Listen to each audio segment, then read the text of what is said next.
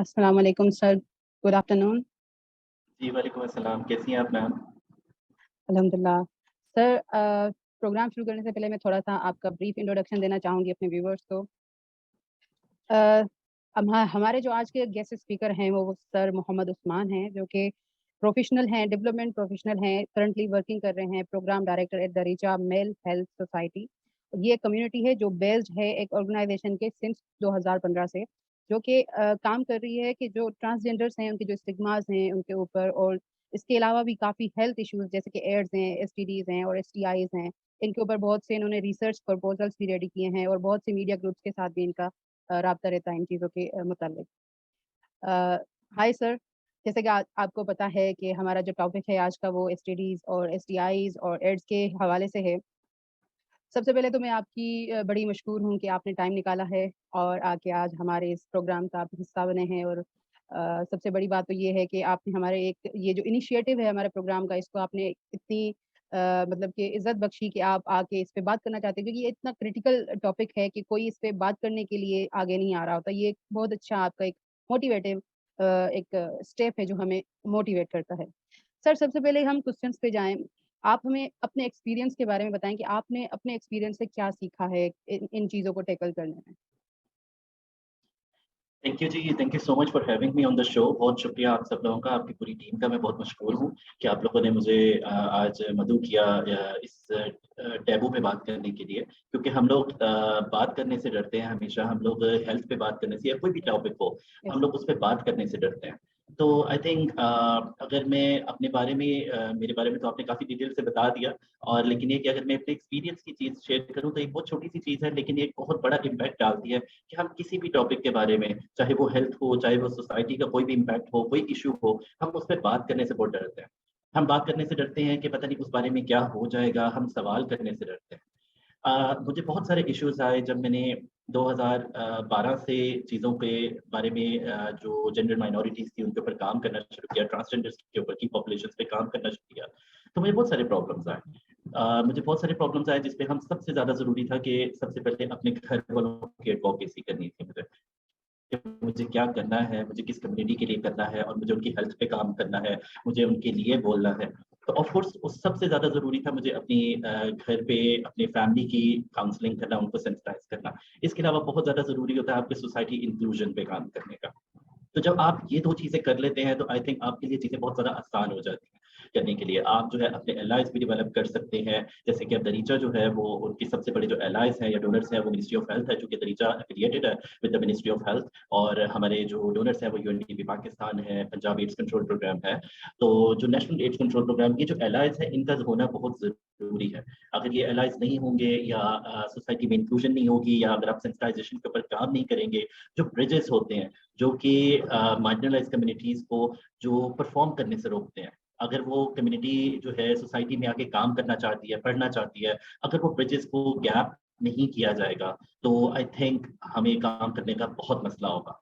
तो हम वो गैप को दूर करते हैं, हम लोग सिविल सोसाइटी को, यूथ को, कम्युनिटी और नॉन कम्युनिटी ऑर्गेनाइज़ेशंस को इन्वॉल्व करते हैं, और जैसे आपके प्रोग्राम के तवज्जुह से आज हम इस टॉपिक पे बात कर रहे हैं, ऐसे ही बहुत सारे नेशनल और इंटरनेशनल टीवी चैनल्स पे या इंटरनेट पे जो चैनल्स होते हैं, यूट्यूब प्रोग्राम्स, व्लॉग्स होते हैं, तो हम उन पे बात करते हैं।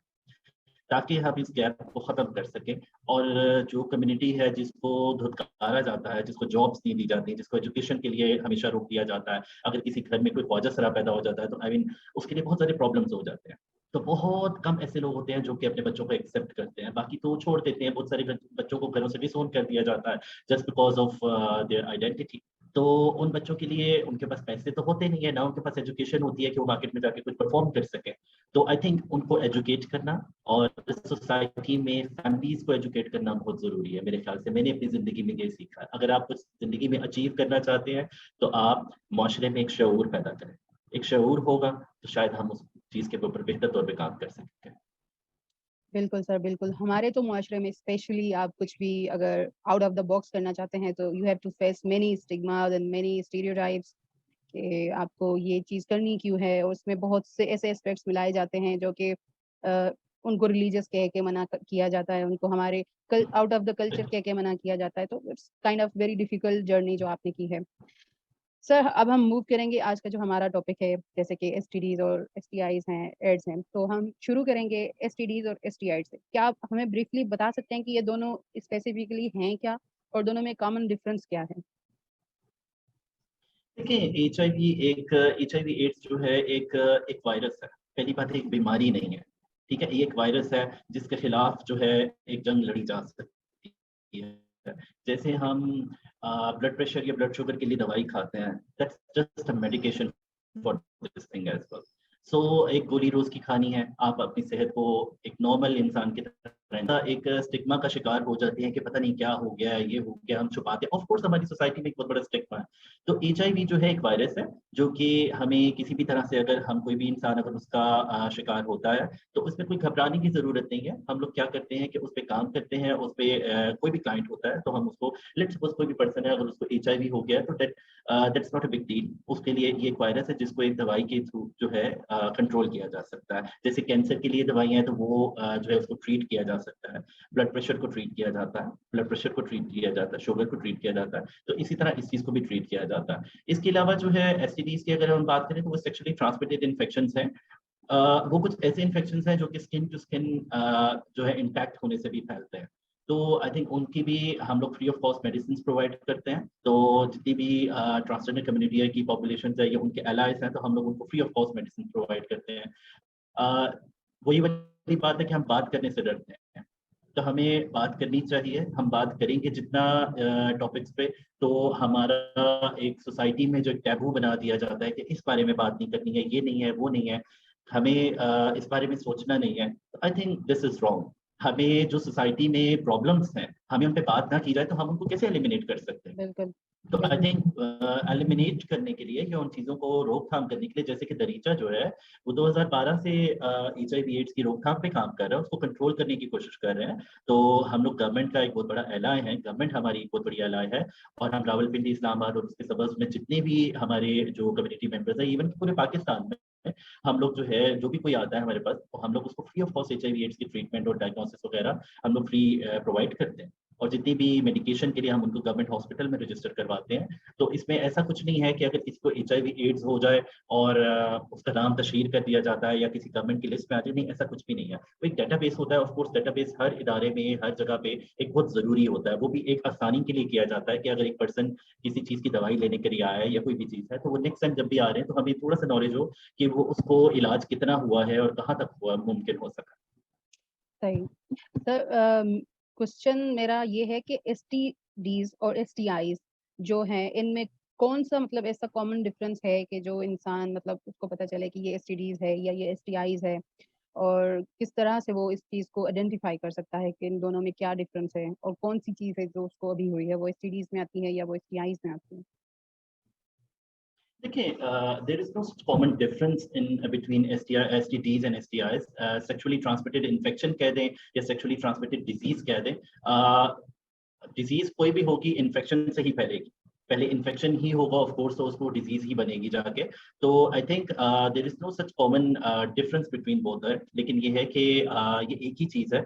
और हाँ, इससे बचा किस तरह से जा सकता है या ये होती किस तरह से, ये सेक्सुअली, या अगर कोई भी दो बॉडीज होंगी इंटैक्ट होंगी, तो अगर किसी एक पर्सन को भी या दोनों को कोई अगर मल्टीपल सेक्सुअली ट्रांसमिटेड इन्फेक्शन है या कोई और लेट्स सपोज गोनोरिया है, सिफिलिस है, और ऐसी जो डिजीजेस हैं जो कि स्किन कांटेक्ट से फैलती हैं, वो डिजीज किसी तरह से भी हो सकती है। वो सिर्फ सेक्सुअली ट्रांसमिटेड नहीं होगी, वो किसी तरह से भी हो सकती है। कोई भी स्किन का कॉमन इन्फेक्शन है, अगर लेट्स सपोज वो किसी के स्किन के साथ इंटैक्ट होगा, अगर मैं किसी के साथ हाथ भी मिलाऊंगा तो वो इस तरह भी इंटैक्ट हो सकता है somehow। तो वो आई थिंक जरूरी नहीं है कि वो सेक्सुअली ही ट्रांसमिट हो। तो अच्छा। वो इसमें बहुत सारी ऐसी चीजें हैं जो कि ट्रांसमिट हो सकती हैं, तो हमें उनसे बचना चाहिए। लेट्स सपोज जैसे अब पेंडेमिक आया था, पेंडेमिक आया था तो उसके बारे में, चूंकि अब जब वो नया स्टार्ट हुआ था उसके बारे में पता नहीं चल रहा था कि वो किस तरह से फैल रहा है। हम लोग ग्लव्स का भी इस्तेमाल कर रहे थे, और लेकिन फिर बाद में आया ये भी नॉलेज इन्फॉर्मेशन आई कि ग्लव्स के जो है, ग्लव्स के ऊपर ज्यादा जर्म्स जो है वो कंटेन करने की सलाहियत है, तो वो फिर उसको थोड़ा रिमूव किया गया और फिर अभी भी यूज किया जाता है। लेकिन अब जो है उसको ये कहते हैं कि वो वायरली सप्रेस करता है, तो हम मास्क को पहने बजाय इसके कि ग्लव्स का ज्यादा इस्तेमाल करें। तो कोई भी चीज होती है, जब तक उसके बारे में बात नहीं की जाती, उसके बारे में शऊर नहीं होता, इन्फॉर्मेशन नहीं होती, तो तब तक जो है उसके बारे में कंप्लीट इन्फॉर्मेशन नहीं होती। तो घबराने की किसी की कोई ज़रूरत नहीं है कि अगर किसी को कोई एसटीडीज़ हो जाती हैं या कुछ और इन्फेक्शन हो जाती है, हर चीज़ का इलाज मुमकिन है। और इलाज कैसे होता है जब हम बात करते हैं, जब हम चीज़ों को बात ही नहीं करेंगे, अपने तक रखेंगे या छुपा के रखेंगे। बहुत सारे ऐसे बच्चे हैं जो कि हमें मैसेजेस करते हैं या बताते हैं कि सर हमें ये प्रॉब्लम है, लेकिन हम बात नहीं कर सकते, हमें डर लगता है, हमें माँ-बाप से डर लगता है, वो पता नहीं क्या कहेंगे या हम किसी डॉक्टर के सामने क्या बात करें। हम गवर्नमेंट हॉस्पिटल जाते हैं तो वो कहते हैं कि आपने ऐसा क्या किया था कि आपको इन्फेक्शन हो गया है? तो आई थिंक हमें अपने रवैयों को भी तब्दील करने की ज़रूरत है। ज़रूरी नहीं है कि सिर्फ़ मैं या आप बात कर रहे हैं। लेट्स सपोज़ अगर गवर्नमेंट हॉस्पिटल में कोई पर्सन बैठे हुए, कोई डॉक्टर बैठे हुए हैं, वो पढ़े-लिखे बाशऊर इंसान है। तो उनको ये नहीं चाहिए, ठीक है वो अगर हिस्ट्री ले रहे हैं, लेकिन वो कम से कम उनको ये हक हासिल नहीं है, वो किसी की तस्दीक करें। तो बिल्कुल, वो तस्दीक नहीं करनी चाहिए किसी की और हमेशा हमारी प्रायोरिटी होनी चाहिए कि हम नेक्स्ट पर्सन के लिए आसानियाँ क्रिएट कर सकें। बिल्कुल। सर आपने जैसे कि मॉनिटर किए हैं ये ऐसे केसेज़, तो एसटीडीज़ में कौन-सी कॉमन डिज़ीज़ेज़ आपको बहुत ज़्यादा कॉमनली पाकिस्तान में देखने में आई हैं कि जो एसटीडीज़ के थ्रू ट्रांसमिट हुई हों, जिसके ज़्यादा केसेज़ आए हों आपके पास? देखिए सबसे ज़्यादा कॉमन कुछ केसेज़ हैं जैसे कि अगर स्केबीज़ होती है।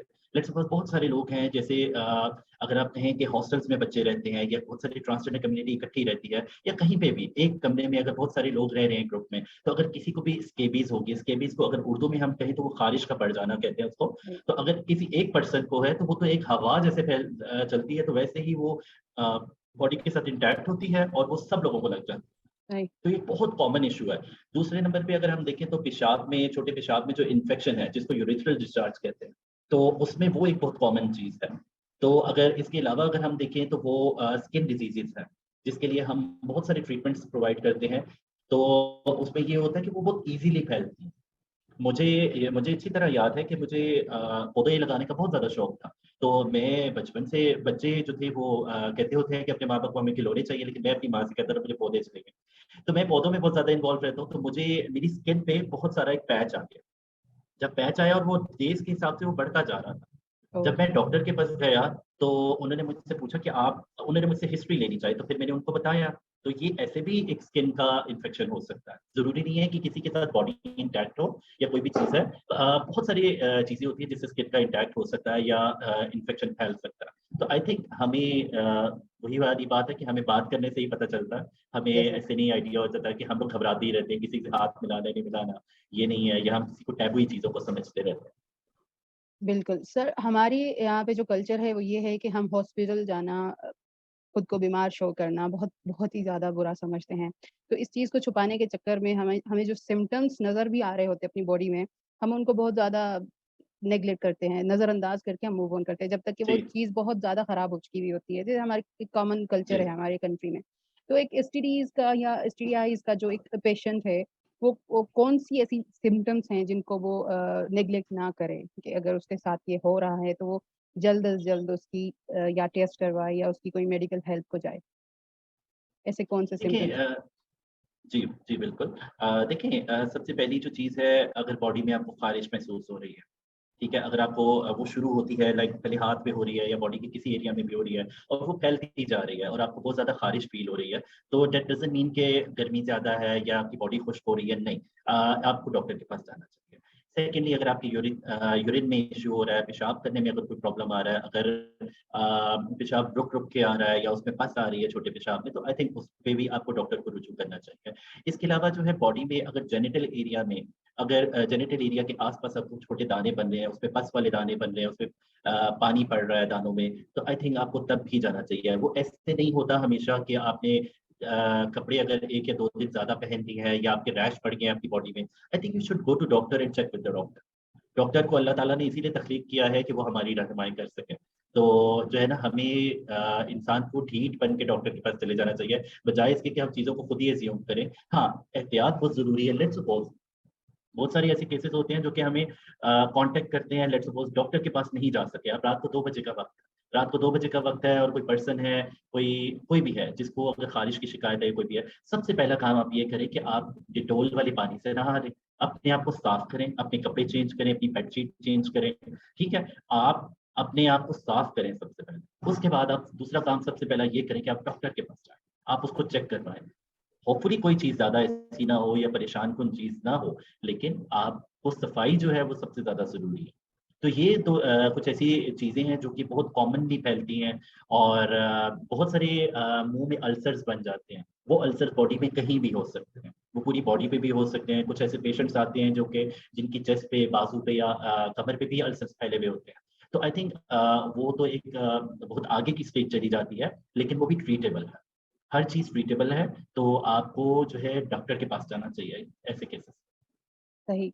सर जैसे कि आपने कहा कि डॉक्टर के पास जाना चाहिए। क्या हमारे यहाँ एसटीडीज़ या एसटीआईज़ या एड्स के लिए टेस्टिंग प्रोसेस क्या है? एक आम एक इंसान है हमारे माशरे का, एक लेट्स सपोज़ कि एक लेमैन है, उसको इतनी एजुकेशन नहीं है, वो थोड़ा बहुत ही जानता है एसटीडीज़ के बारे में, वो किस तरह से प्रोसीड करे अपनी टेस्टिंग प्रोसेस के लिए? और किसके पास जाना चाहिए उसे सबसे पहले टेस्टिंग के लिए? देखिए, ये बहुत अच्छा क्वेश्चन किया। I would love to answer that. ये बहुत अच्छा क्वेश्चन किया। हमारे यहाँ पाकिस्तान में एसटीआई स्पेशलिस्ट बहुत कम होते हैं, बल्कि ना होने के बराबर होते हैं। हमारे यहाँ कोई एसटीआई का इश्यू हो जाता है, हम यूरोलॉजिस्ट के पास जाते हैं। हमारे यहाँ कोई और इश्यू होता है एसटीआई का, या कोई भी मसला होता है, तो हम गवर्नमेंट हॉस्पिटल में जाने से डरते हैं। हम 100 बहाने ढूँढते हैं, यार ये वो गिर गया था, ये हो गया था, पता नहीं तब से ऐसे हो रहा है, और ये चीज़ है। हमारे यहाँ ये एक शऊर बहुत कम है। तो आई थिंक सबसे पहले तो मैं यही बात कहूँगा कि जैसे दरीचा है, रावलपिंडी कमर्शियल मार्केट में हमारा ऑफिस है, तो हमारे पास पैरामेडिक स्टाफ है, हमारे पास काउंसलर है, और जो कि फ्री ऑफ कॉस्ट हमेशा अपनी सर्विसेज प्रोवाइड करते हैं और उनकी काउंसलिंग वगैरह करते हैं, ताकि एक वो टैबू भी खत्म किया जा सके जो उनके जेरों में चल रहा है। दूसरा, एक पैरामेडिक स्टाफ है जो कि उनको फ्री ऑफ कॉस्ट देखता है, उनको एग्जामिन करता है, एग्जामिन करने के बाद उनकी जो मेडिकेशन होती है उनको free of cost medication provide करता है। और इसके अलावा सिर्फ रावलपिंडी में तो दरीचा है, ठीक है, लेकिन पाकिस्तान में 16 ऐसी और ऑर्गेनाइजेशन है जो कि गवर्नमेंट के अंडर काम कर रही है, मिनिस्ट्री ऑफ हेल्थ के अंडर काम कर रही है। वो ऑलमोस्ट कराची, लाहौर, सिंध, बहुत सारी जगहों पे है, बहावलपुर, मुल्तान, सब जगहों पर है। तो I think any one can go in their. किसी को भी अगर किसी भी किस्म का इस तरह से रिलेटेड HIV एड्स या STI से रिलेटेड कोई इलाज की जरूरत है, तो वो वहाँ पे राब्ता कर सकते हैं। इसके अलावा आप गवर्नमेंट हॉस्पिटल में जा सकते हैं, या करीबी किसी भी अच्छे यूरोलॉजिस्ट को चेक करवा दें, या अगर कोई STI स्पेशलिस्ट अगर नजर आ जाता है, तो आजकल तो बहुत आसानी हो गई है, ऐप्स आ गई हैं, डॉक्टर है, ओला डॉक है, बहुत सारी ऐप्स आ गई हैं। या अगर आप गूगल पे भी कर देते हैं एनी यूरोलॉजिस्ट और STI स्पेशलिस्ट नियर मी, और इस तरह से, तो आपको इजीली डॉक्टर की इन्फॉर्मेशन अवेलेबल हो जाती है। तो अगर आप अफोर्ड नहीं कर सकते हैं, लेट्स सपोज डॉक्टर की फीसेस अफोर्ड नहीं कर सकते हैं, then you can contact to the nearest government hospital. तो ठीक बन के चले जाए वहाँ पर। तो जब ये तक आप लोग खुद नहीं स्टेप लेंगे, तब तक जो है ना, लोगों के अंदर ये कॉन्स्पायरेसीज चलती रहेंगी, और ये चीजें एक कश्मकश दिमाग में चलती रहती बिल्कुल। सर जैसे कि आपने कहा कि ढीठ बनकर हॉस्पिटल चले जाएँ, तो मेरा सवाल ये है कि क्या गवर्नमेंट हॉस्पिटल्स में एक सेपरेट कोई मतलब कोई है मैकेनिज़्म है, कोई है मतलब एक होता है ना क्लिनिक टाइप या कुछ सेपरेट है, इस टाइप के लोगों के लिए, इस टाइप के पेशेंट्स के लिए कोई, क्योंकि ये ऐसी डिस्कशन है जो कि हम जर्नल वार्ड में बैठ के सबके बीच में अगर वो पेशेंट आ जाए और किसी को पता लग जाए कि भाई ये है। पेशेंट इस मसले से आया हुआ है, तो वो खुद ही एक उलझन में पड़ जाता है कि भाई I don't hmm, want to go in this place, ठीक है। बिल्कुल। तो उनकी इस चीज़ को कॉन्फिडेंशियल रखने के लिए क्या हॉस्पिटल्स में ऐसा कोई निज़ाम है जहाँ पे वो सेपरेटली जाके उनको कंसल्ट करें या बैठें? इस तरह से हमारे हॉस्पिटल्स में कुछ है या नहीं है? देखिए, ये भी आपने बहुत अच्छा क्वेश्चन पूछा, और इसकी एग्जांपल्स हैं हमारे पास। रिसेंटली पास में अगर देखें, पेशावर की एक और ट्रांसजेंडर थी जिनको HIV एड्स था। यस। वो HIV की पेशेंट थी, और जब वो हॉस्पिटल में एडमिशन के लिए गई, उनकी हालत बहुत ज़्यादा ख़राब हो गई थी। तो जब वो हॉस्पिटल गई, तो उनको डॉक्टर्स यही नहीं जज कर पाए कि उनको मेल वार्ड में रखना है या फीमेल वार्ड में रखना है, और उन्होंने अपने घर के बाहर दम तोड़ दिया था। किस चीज़ की बात कर रोशनी एक ट्रांसजेंडर कम्युनिटी मेंबर थी, हमारी इस्लामाबाद में यहाँ पे थी। जब वो पिम्स में गई, तो उनके साथ भी सेम ऐसे ही हुआ। लोगों ने, डॉक्टर्स ने फेमस मशहूर कर दिया उनको तो HIV है, लेकिन उनको HIV नहीं था। She was suffering from cancer. लेकिन वो बेचारी बहुत बुरी हालत में, उनकी भी तबीयत काफी खराब रही। मैं पर्सनली गया था उनको देखने के लिए, उनसे मिलने के लिए, लेकिन उसके 2-4 दिन बाद ही वो फौत हो गई थी। लेकिन उसके बाद एक अच्छा काम ये हुआ था कि पिम्स में हमारे पास 2 बेड्स अलॉट कर दिए गए थे फॉर द ट्रांसजेंडर कम्युनिटी। लेकिन देखिए, मेरा एक क्वेश्चन ये है कि जब भी ऐसा कोई चीज होती है, जब हम किसी चेंज लाने की बात करते हैं, तभी हमें कोई क्यों बेड्स दिए जाते हैं? यूं तो फिर ये करे ना कि बेड्स अलहदा कर रहे हैं तो अलहदा अस्पताल बना दे, अलहदा स्कूल बना दे, अलहदा बिल्कुल, कब्रिस्तान बना दे। मुआशरे से एक्सक्लूड क्यों करते हैं? बिल्कुल, क्या मुआशरे का हिस्सा नहीं है? बिल्कुल। क्या उनके माँ बाप या बहन भाई नहीं है उसमें, उनकी तकलीफ में, उनकी पैदाइश में? उन बेचारों का क्या कसूर है जो वो पूरी जिंदगी फेस करते हैं और रोते रोते मर जाते हैं? सही तो बात आई है। थिंक और दूसरी बात ये है कि HIV एड्स से रिलेटेड अगर डॉक्टर के पास जाना है तो हर गवर्नमेंट हॉस्पिटल है मोस्टली, नॉट सॉरी सर, सब गवर्नमेंट हॉस्पिटल्स में नहीं है, लेकिन जैसे रावलपिंडी में अगर बेनिसी भुट्टो हॉस्पिटल है, इस्लामाबाद में पिम्स है, और इस तरह के हॉस्पिटल्स में जो है ना बड़ी हॉस्पिटल, उनमें एक HIV रूम होता है, HIV डिपार्टमेंट होता है। वहाँ पे HIV एड्स के लिए जितनी भी इंफॉर्मेशन चाहिए, टेस्टिंग्स चाहिए, तो फ्री ऑफ कॉस्ट वहाँ से जाके करवा सकते हैं, और उनकी मेडिकेशन भी वहाँ पे फ्री ऑफ कॉस्ट होती है। हाँ, STI से रिलेटेड अगर कोई मेडिसिन चाहिए तो वो फिर रेफर कर देते हैं आपको OPD में, या मोस्टली आपको OPD में ही रेफर करते हैं। तो OPD में ये है कि जेंडर सेंसिटाइजेशन पे तो शायद ऑफ कोर्स बहुत ज्यादा काम नहीं हुआ ही नहीं है। बहुत सारे लोग हैं, डॉक्टर साहिबान भी हैं, बहुत माजरत के साथ पढ़े लिखे हैं माशाल्लाह, लेकिन उनमें भी शऊर की बहुत कमी है। तो I think I respect everybody, लेकिन ये चीज मैं इसलिए कह रहा हूँ कि बहुत सारे हमारे कम्युनिटी मेंबर्स ने इस तरह की चीजें फेस की हैं। वो कोई भी पर्सन जो है गवर्नमेंट हॉस्पिटल में नहीं जाना चाहते, वो दरीचा बिल्कुल आते हैं या किसी भी कम्युनिटी बेस्ड ऑर्गेनाइजेशन में चले जाते हैं, कम से कम उनको उसी हालत में कोई देखने वाला तो होता है, उनको गले तो कोई लगाता है, सही। एक उनको सेंस इलाज ऑफ तो कोई देता है, उनको चाय पानी का तो जी, उनको कोई चाय पानी के लिए तो पूछता है। वहां पे तो जाके मसले होते हैं। अब कोई भी अगर पर्सन है, आप उसको डेफिनेटली दवाई तो लेनी है, लेकिन ये है कि अब वो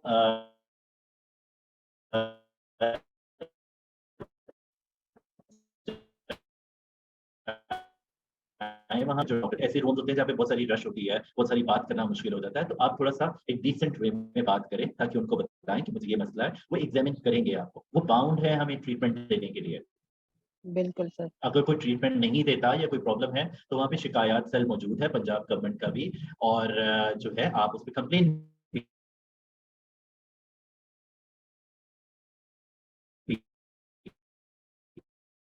कर सकते हैं। जी। जी सर। अभी हमने एसटीआईज़ पे और एसटीडीज़ पे बात कर ली, और अभी हम ब्रीफली एड्स पे बात करेंगे। सर हुँ। आपको मेरी आवाज़ आ रही है सर? जी, जी, आई कैन हियर यू। जी, अभी हमने जैसे कि डिटेल में बात कर ली एसटीडीज़ और एसटीआईज़ पे, तो हम थोड़ा-सा ब्रीफली एड्स पे स्पेसिफिकली बात करेंगे। तो मैं आपसे ये पूछना चाहूँगी कि एड्स जो है हमारे माशरे में, ख़ासकर पाकिस्तान में, आपने अभी तक कितने केसेज़ देखे हैं? और कौन-सा कॉमन रीज़न था उनके अंदर ट्रांसमिट होने का, कि पेशेंट्स ने जो आपको बताया हो? में हम उससे भी ये ट्रांसमिट कर सकते हैं if a person is infected. तो अगर मैं या कोई भी और पर्सन उसका वही ब्लेड जिस पे ब्लड इंटैक्ट हुआ हुआ है वो यूज करते हैं, तो हमें बहुत ज्यादा चांसेस हैं। और इसके अलावा ये है कि बगैर तस्दीकशुदा खून जो है उसके इस्तेमाल से, उसको इंतकाल से, या अगर हम जो बैठे हुए होते हैं ये जो फुटपाथ पे या इस तरह छोटे छोटे क्लिनिक्स खोल के बैठे होते हैं दंदान साजी के लिए, वो एक जो टूल है वो पता नहीं कितने लोगों पे इस्तेमाल हो रहा होता है। एक सिरिंज जो नशा किया जाता है, जो सिरिंज के लिए इस्तेमाल किया जाता है, जब आप कभी देखें हमारे यहाँ जो ऐसे स्लम एरियाज में जो बेचारे लोग जो ड्रग्स में पड़ जाते हैं, तो वो लोग भी इस चीज को फेस कर रहे होते हैं, क्योंकि वो एक सिरिंज जो है वो एक पूरे ग्रुप में यूज हो रही होती है। तो सही। आई थिंक ये कुछ ऐसी रीजन है जिसकी वजह से एड्स, HIV और एड्स जो है बहुत इजीली फैलता है। तो सबसे पहले ये है कि एड्स एकदम नहीं हो जाता है, सबसे पहले जो इंटैक्ट होता है वो HIV के वायरस से होता है, और HIV का वायरस जो है जब बॉडी में आता है उसको मैच्योर होने में थोड़ा टाइम लगता है, और ये बहुत एक साइलेंट किस्म का एक वायरस है जो कि बहुत साइलेंटली आपकी बॉडी में इंटैक्ट करता है। ये आहिस्ता आहिस्ता आपकी बॉडी को, आपके इम्यून सिस्टम को जकड़ना शुरू कर देता है, और ये जब कंप्लीटली जकड़ लेता है तो वो एड्स की शक्ल कुछ सालों में इख्तियार कर लेता है। जब एड्स की शक्ल इख्तियार कर लेता है तो आपकी बॉडी में जो है जो व्हाइट ब्लड सेल्स हैं उनके लिए काफ़ी मसले शुरू हो जाते हैं, फिर उन पे इफ़ेक्ट करता है। तो जब एड्स की शक्ल इख्तियार कर लेता है तो तब आपको तो वैसे तो HIV जब होता है तभी दवाई की बहुत ज़रूरत होती है, लेकिन जब एड्स की शक्ल इख्तियार कर जाता है तब तो बहुत ज़्यादा ज़रूरत होती है कि उस पर्सन को फ़ौरन से पहले मेडिकेशन पे डाला जाए। जब अगर HIV की सिचुएशन पे ही अगर मेडिसिन शुरू हो जाती है तो वो फिर एड्स पे जाने से बच जाता है। तो जब एड्स पे जाने से बच जाएगा तो उसकी लाइफ और ज़्यादा बेहतर तौर पे वो गुज़ार सकता है। क्योंकि अगर इम्यून सिस्टम हमारा बेहतर नहीं होगा, क्योंकि HIV का वायरस जो है वो इम्यून सिस्टम पे बहुत ज़्यादा इफ़ेक्ट करता है, उसको जकड़ लेता है। तो अगर इम्यून सिस्टम को अगर हम उसको ना जकड़ने दें और अगर हम उसको कंट्रोल रखें, तो वो पर्सन जो है वो एक बहुत अच्छी ज़िंदगी गुज़ार सकता है, वो शादी भी कर सकता है, और जो है वो अपने पार्टनर को नोटिफ़ाई भी कर सकता है। तो आई थिंक लेकिन ये सारी तरीकाकार, ये सारी चीज़ें जो है एक डॉक्टर के पास जाने से ही होती हैं, और दवाई के इस्तेमाल से और एक शऊर से ही होती हैं आई थिंक तो। बिल्कुल। सर जैसे कि हम we are running out of time, तो कुछ जी। कॉमन क्वेश्चंस हैं जो आप मुझे ब्रीफली आंसर कर दीजिए। क्या इन टेस्ट के लिए बंदे का मैरिड होना ज़रूरी है या नहीं है? ये सिर्फ़ एक क्वेश्चन है हमारे मुआशरे की मतलब एक अक्कासी के लिए, क्योंकि ऐसी जो भी टेस्ट लेने देने के लिए जो जाते होंगे बच्चे या जो बैचलर्स होंगे, तो ऑब्वियसली उनको कुछ ऐसे सवालात होते होंगे कि आप मैरिड हैं? क्या आप अपने हस्बैंड की इजाज़त से टेस्ट करवाने आई हैं? आपके साथ और कौन है? आपके अब्बा हैं, चाचा हैं, दादा हैं, कौन हैं? उनको पता है कि आप ये टेस्ट करवाने के लिए आए हैं? क्या इस तरह के स्टिग्मास जो पेशेंट्स आते हैं उनको फेस करने पड़ते हैं? देखिए अगर तो कोई कम्युनिटी बेस्ड ऑर्गेनाइजेशन से अगर टेस्ट करवा रहा है तो इस तरह के क्वेश्चंस कभी भी नहीं पूछे जाते हैं। और अगर पूछे भी जाते हैं तो जस्ट फॉर द हिस्ट्री कि वो मैरिड है या नहीं है, कि अगर लेट्स सपोज कोई अगर पर्सन पॉजिटिव आता है, मेल या फीमेल या कोई ट्रांसजेंडर पर्सन, तो उसका कोई स्पाउस या उसका कोई पार्टनर या कोई ऐसा पर्सन तो नहीं है जिसको ज्यादा खतरा हो सकता है। लेट्स सपोज अगर कोई मेल है वो पॉजिटिव आता है, तो अगर वो मैरिड है, वो पूछा सवाल इसलिए जाता है कि अगर तो वो अपनी अज़दवाजी जिंदगी में इंटैक्ट है, एक्टिव है, तो वो वायरस अगर उसके अंदर है तो इसके इम्कानात हैं कि उसके जो पार्टनर है या उसके बच्चे हैं तो उसमें भी वो वायरस हो सकता है। क्योंकि माँ जब बच्चे को फीड करवाती है तो तब भी उससे वायरस फैलने का खदशा होता है। तो बेसिकली वो क्वेश्चन तो इसलिए पूछा जाता है, वो पार्टनर नोटिफिकेशन होती है या स्पाउस नोटिफिकेशन होती है। लेकिन ये है कि जो लैब्स होती हैं वो सिर्फ वो इस तरह से वो तो सिर्फ काफी महंगा वहां से टेस्ट होता है मेरे ख्याल में। लेकिन ये है कि गवर्नमेंट हॉस्पिटल जहाँ पे HIV एड्स की टेस्टिंग फैसिलिटी प्रोवाइड की जाती है, वहाँ पे भी सिर्फ ये एक डॉक्यूमेंटेशन की हद तक किया जाता है। और उसमें उसका मकसद ये नहीं होता है कि जो है ना किसी की तस्दीक करना है, बस ये होता है। लेकिन ये है कि ज़रूरी नहीं है किसी का शादीशुदा होना। अगर तो मेरे पास कोई ऐसे बच्चे भी आए हैं जो कि 2-2 महीने के बच्चे हैं और अगर उनको वो HIV पॉज़िटिव हो गए हैं, कि माँ या बाप की तरफ से अगर उनको ट्रांसमिट हुआ है, तो उन बच्चों को तो कोई कसूर नहीं है या किसी का कसूर नहीं है इस चीज़ में। तो किसी को भी ट्रांसमिट हो सकता है वो HIV एड्स का वायरस। इसके लिए शादीशुदा होना ज़रूरी नहीं है। बिल्कुल। सर ये जो एसटीडीज़ हैं या एचआईवी एड्स हैं, इसकी कौन-सी कैटेगरी है जो ज़्यादा वल्नरेबल है इसके साइड के, मतलब बच्चे या एडल्ट्स या ओल्ड एज के जो लोग हैं, वो कौन हैं जो इनमें से सबसे ज़्यादा सफ़र करते हैं या उनके लिए रिकवर करना बहुत ज़्यादा मुश्किल हो जाता है? देखिए इस तरह सेगमेंटाइज़ कर देना सोसाइटी को किसी ख़ास तबके पे कि इसमें ये वायरस ज़्यादा होता है, ऐसा नहीं है। आई थिंक ये भी एक डिस्क्रिमिनेशन है, ऐसे नहीं हमें एक ऐसी सोच नहीं रखनी चाहिए। बहुत से ऐसे ऐसे डिस्कॉर्डेंट कपल्स होते हैं, डिस्कॉर्डेंट कपल हम कहते हैं कि मियाँ या बीवी में से कोई एक HIV पॉज़िटिव है और एक HIV नेगेटिव है और वो एक बहुत खुशगवार ज़िंदगी गुज़ार सकते हैं with the support of medicine. तो आई थिंक किसी एक तबके को लेट्स सपोज़ किसी मेल या फीमेल या ट्रांसजेंडर को इस चीज़ के लिए बना देना कि यार इसकी वज़ह से फैला है, नहीं, it can be it's through anywhere ना। तो अगर आप किसी का ब्लड वो यूज़ कर रहे हैं, गैर इंतकालशुदा खून यूज़ कर रहे हैं, कहीं से आपने किसी गलत दंदानसाज़ के पास चले गए हैं, जिसने किसी और की जो टूल्स हैं वो यूज़ कर लिए हैं, कोई सिरिंज इस्तेमाल हो गई है या आपने किसी का गलत इस्तेमालशुदा ब्लेड यूज़ किया है, तो आई थिंक आपको कहीं से भी ब्लड अगर किसी पॉज़िटिव का अगर लग जाता है, तो आप उसे स्प्रेड किया जा सकता है। तो वो आई थिंक हमें इस चीज़ को नहीं माशरे में फैलाना चाहिए कि कोई ख़ास तबका है कि उसकी वजह से होगा। तो इसका तो फिर इंक्लूजन के बजाय एक्सक्लूजन होती जाएगी। बिल्कुल। बहुत सारी ऐसी औरतें हैं बेचारी, जिनका तो कोई कसूर नहीं होता, उनकी शादियाँ हुई होती हैं, लेकिन जब उनको थोड़े टाइम के बाद पता चलता है, जब उनकी तबीयत खराब हो जाती है। थोड़े टाइम पहले हमारे ऑफ़िस में एक खातून आई थी। वो बेचारी उनकी कंडीशन बहुत ज़्यादा खराब थी। मैं सिर्फ़ इसलिए बता रहा हूँ कि आपको एक एग्ज़ाम्पल मिलनी चाहिए। उनकी तबीयत बहुत ज़्यादा खराब थी और उनकी I mean she becomes HIV positive, diagnose हो गई वो। हमने उनको मंडे को हॉस्पिटल लेके जाना था, but over the weekend she passed away. लेकिन मेरे लिए क्या सबसे ज़्यादा ज़रूरी था कि वो 2 बच्चे जो कि उनकी गोद में थे। तो उन बच्चों को भी फिर हम लोगों ने टेस्ट किया, लेकिन अल्हम्दुलिल्लाह दे वर फाइन। तो ऐसा है कि हमें इस चीज़ को नहीं करना चाहिए कि कोई ट्रांसजेंडर पर्सन है, कोई ट्रांसजेंडर के एलाइज़ हैं, कोई की पॉपुलेशन में से कोई है या कोई मेल है या कोई फीमेल है। I mean anyone can have that virus. इसको सोसाइटी में एक अवेयरनेस देनी चाहिए। किसी बिल्कुल। को इस तरह तो हम ये इस तरह की चीज़ें अगर शेयर करेंगे या इस तरह से हम कोई गलत इन्फॉर्मेशन शेयर करेंगे, तो हमारी सोसाइटी में किसी भी ज़रिए से जो है ना एक एक्सक्लूजन आनी शुरू हो जाएगी फिर। सही। सर, अब जल्दी-जल्दी में लास्ट क्वेश्चन है मेरा और टाइम भी जी, हमारे पास इट्स ऑलमोस्ट अबाउट 4 मिनट्स। तो आप जल्दी से मुझे जवाब दीजिएगा कि आपके पास जो भी पेशेंट्स आए हैं, उनके साथ फिज़िकली तो चेंजेस होते हैं, लेकिन उनके साथ जेंडर बेस्ड जो उनके साथ स्टिग्मास जुड़े हुए होते हैं, वो आपने कितने फेस किए हैं और आप कितने शेयर कर सकते हैं हमारे साथ कि लोग मेंटली और साइकोलॉजिकली कितने डिस्टर्ब होके आते हैं इनसे?